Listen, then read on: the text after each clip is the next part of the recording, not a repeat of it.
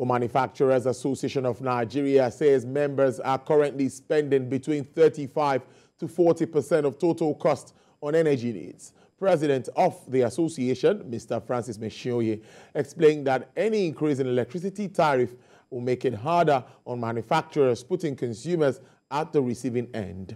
As a result of this demand for products will drop and profit margin will reduce. Well, the Director General of the Manufacturers Association of Nigeria, Mr. Segun Ajayi-kadir, is here with me via Zoom to speak more about these challenges, a lot of them particularly at this time. Thank you so much, DG. It's good to have you on the program. Thank you for having me again, Tolu. Yes, DG, I'm going to start very quickly with the effect of policy decisions by this administration, where we have some quarters saying, wow, welcome development. This is looking very good. But some are saying that, no, this is hitting us the other way. Now, as manufacturers, can you explain to us or talk us through how some of these moves or some of these decisions have affected you and members, of course? Well, okay, I think the two positions are quite genuine.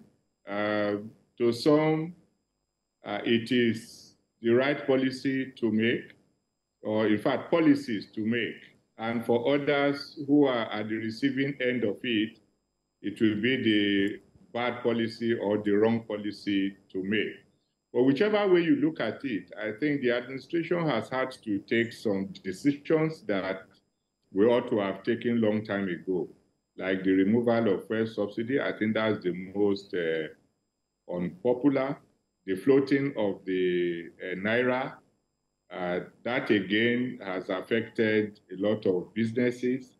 And so you would imagine that these two has left a lot of Nigerians, particularly businesses, has hit them on the negative side. But I mean, taking a more serious look at it, you will discover that there are necessary steps that the government had to do in order to set the economy on a growth path that is sustainable, in such a way that after you have experienced the initial hardship and with the supportive measures that government ought to take, Nigeria's economy will now become more predictable, it will become more resilient, and it will allow business people to have some measure of assurance when they are doing their budget, when they are doing their budgeting, they are making their business projections.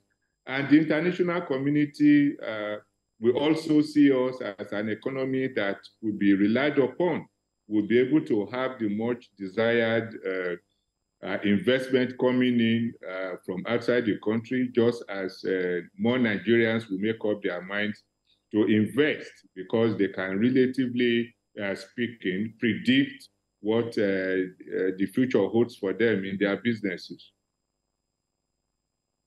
To start, and I'm going to stay with tax courts and other moves made at streamlining taxation. Many even say the appointment of Mr. Oyedele to head that fiscal team is also something highly commendable, you know, looking at his role and how he's, you know, made his position known in regards to tax issues across the board. So directly, all of those excise duties and all of that being directly, those executive orders, do they affect you in any way?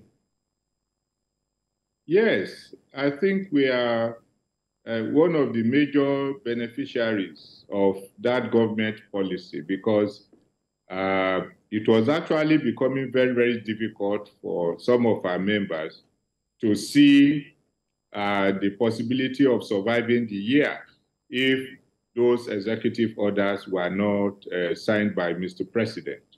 I mean, it was just inconceivable that you will start the year being told that all the projections you have made for a 3-year period is going to be scuttled, and that you are going to have to pay more excise, when the year itself opened up with a lot of other challenges that we didn't anticipate.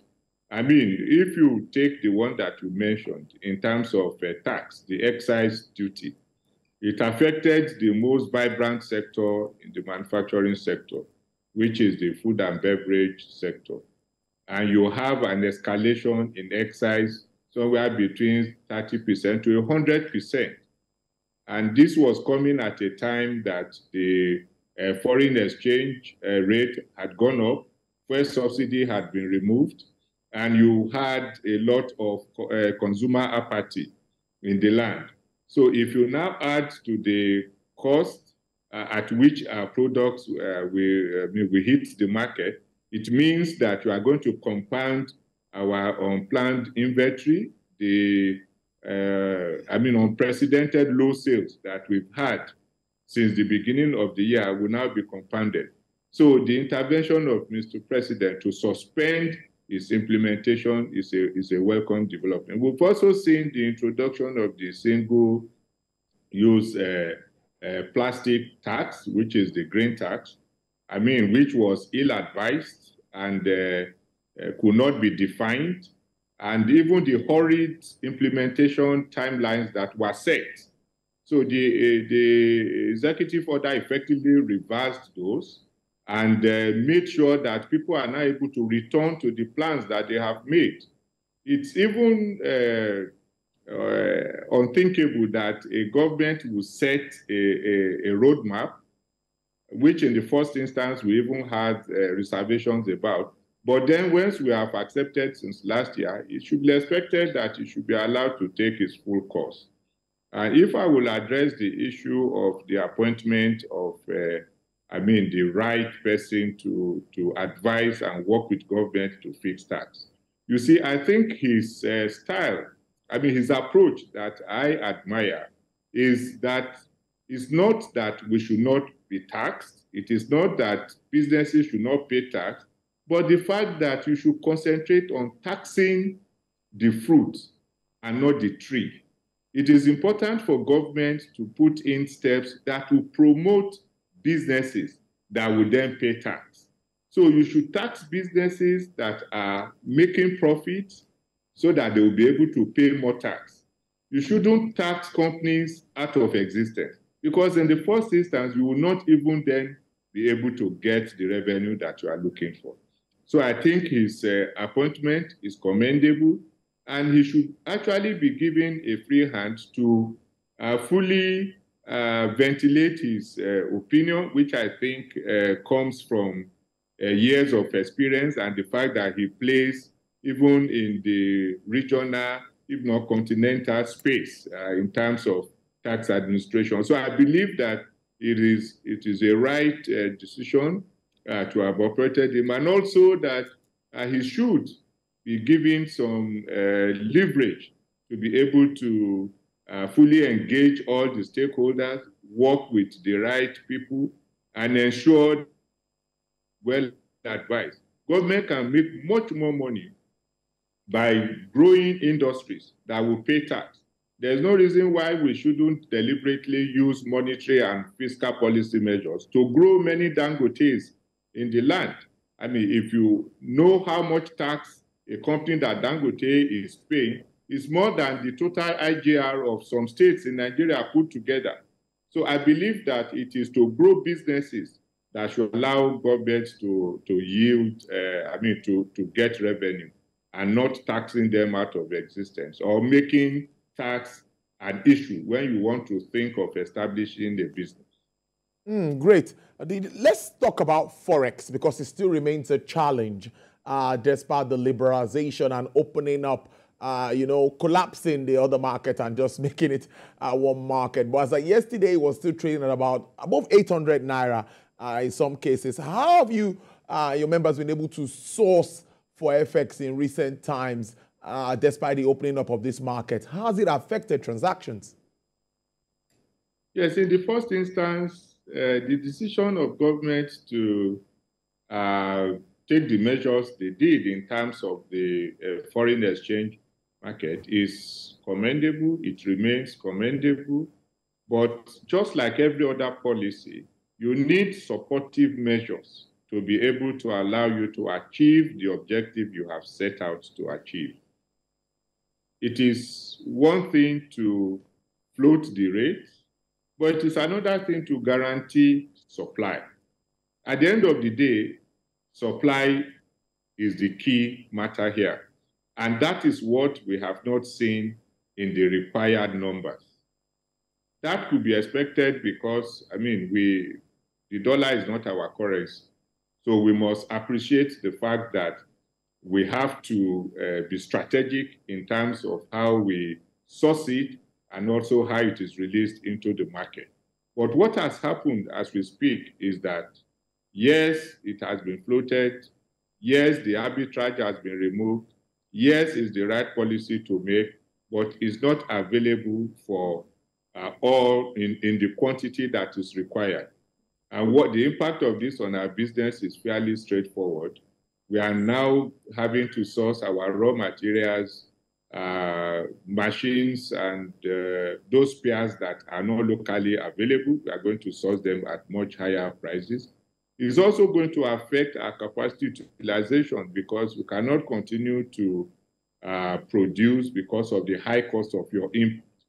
And already we have a very strong consumer apathy, where other worries like the fuel subsidy removal and so on has tended to reduce the disposable income.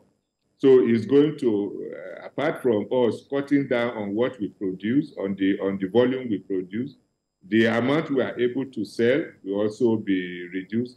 And at the same time, it's going to affect our profitability. It may probably even affect jobs if immediate steps are not taken to ensure that we deliberately fund productivity. You see, there are so many cost elements in production. And I think this is where government really needs to take it very seriously. If you focus on Forex alone, you will not fully appreciate the pain points of an average manufacturer. So even if you are experiencing some difficulty because of what has happened to the exchange rate, if the pains that you feel in other areas are reduced, for instance, if electricity is improved upon, and if this unconscionable request for increase is in electricity prices completely removed from, it's not something we should be talking about now. So if you are able to take away all these pains, it can reduce the pressure that we feel that foreign exchange, the inadequacy of foreign exchange has become. So, and I mean, also in terms of, for instance, the rate at which our import duty is calculated, it does not have to be calculated at the floated rate. I mean, because when the budget for this year, for instance, was given to customs, it was not anticipated that we are going to collect it at the floated rate. So we can actually have something like a discount to those that are importing for production. And that's what we talk about, prioritizing productivity, such that you are able to solve the issue, even deal with the issues of inflation. You can reduce the inflationary trend if the cost of production is low and you can be able to bring down prices. So I believe that in all the decisions that government has taken, there is need to have supportive measures. And this can easily be designed by talking to the stakeholders who are negatively impacted by these policies. There are necessary pains, but there has to be an assurance that the end of the pain is in sight. That can inspire hope and make more people to persevere and bear with government. I mean, in the news yesterday, I heard that I could see that the president was appealing for understanding. Yes, we need to understand with Mr. President. But the thing is, it is important that government demonstrates and is able to communicate well why we should be patient. I mean, patience is required. Government needs to focus. The ministers have just been appointed, and so far he's taking the right steps. But supporting steps need to be taken that will ensure that people can be hopeful, people can look forward to an end of the challenges that they have, and they see that government is actively doing its best to be able to resolve the issues. Now, let's move on and take it up from where you stopped. What suggestions would you have for whoever becomes the Minister of Trade, Industry and Investment? Of course, at this time, finance, budget and national planning. Let's stay with just those two for now. What do you think will be quick wins for these offices? A lot of work really needs to be done. it's going to be a lot of work because a lot of things didn't really go well in recent times. And honestly, I believe that one of the major issues that they will need to deal with is ensuring that the monetary policies of government and the fiscal policies of government work harmoniously, such that the gains that have been made in one is not deflated in the other. I think that is very, very important. So the two of them that you have named, they will need to work together, engaging the relevant stakeholders so that we will start from even removing the impediments that their lack of coordination has caused in recent times. I think that's very important. And for the also, I think we need to bring in the CBN, because CBN continues to raise the rate of the interest on the loans that comes to the sector, in the hope that it's going to be able to curb inflation. But 3 successive increases have shown that it's not happening, and inflation is rising. What that means is that it is not only the interest rate that can guarantee the moderation of inflation. It means you have to look at other issues, infrastructure. You need to look at policies that can promote productivity. You need to be able to ensure that they work in harmony. So I think it's good to bring in the third leg, as the person who will become the substantive CBN governor. And if it's going to be this acting one, the two of them need to work with the CBN for us to be able to ensure that we do not have any unproductive activities emerging from any one of them that will throw us into the kind of spiral dive down that we had in the last administration. Also, it is important for the Minister of Industry, Trade and Investment, for instance, to ensure that we have a definite direction in our industrial process. There are binding constraints that the sector ought to have overcome by now. Other countries around us are overcoming those challenges. We need to be able to put a stop to multiplicity in taxes and levies, and this falls squarely on the desk of those ministers you have mentioned. We need to be able to ensure that we engage other ministers that are directly concerned with growing our infrastructure that will support trade. There is no economy that can survive without supporting infrastructure. No matter what policies you have, no matter how much you try to drive in FDIs and the rest, it boils down to the cost of production. The cost of manufacturing has to be brought down, and these ministers, together with those in the Ministry of Works and Housing, in the one on environment, particularly of the role that is going to play, those have to work together under a well-coordinated network of economic ministers. I believe that Mr. President will do well to assign portfolio to those who have the capacity to engage the stakeholders. They should have the capacity to understand what the issues are and listen to craft a system that does not allow leakages and ensures that the private sector is actively engaged. Interesting. In 1 minute, DG, what is your outlook despite all odds? Well, I look forward to a lessening of the challenges that we have now. I mean, there is no way I can imagine that things should get worse. It shouldn't. And if the government takes the right steps, I believe that, and continues to engage with the stakeholders, I believe that we should have a lessening of the issue 6 months from now, and that we'll finish the year, well, not, I think the World Bank is still maintaining the 3.2 growth pathways, but I believe that we should get near that, and that it can only happen if government gets the right people and engages with stakeholders such that those pain points that have continued to limit the performance are reduced. Interesting one. Thank you so much for your time. Director General, Manufacturers Association of Nigeria, Mr. Segun Ajayi-kadir. Thank you so much and do have a great weekend. Thank you very much, Tolu.